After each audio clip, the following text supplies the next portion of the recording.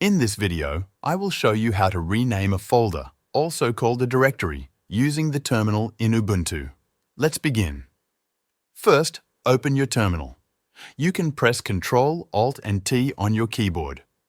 Now, let's see what folders are in the current location. Type the command ls and press Enter. This will list all the files and folders. Let's say you have a folder called Pictures and you want to rename it to Private Pictures. To do that, we use the mv command. Type this command, mv space pictures space private pictures. Then press Enter. This command moves or renames the folder. To make sure the name changed, type ls again and press Enter. You will now see the folder with the new name. That's it. You have successfully renamed a directory using the command line in Ubuntu. Thank you for watching this tutorial.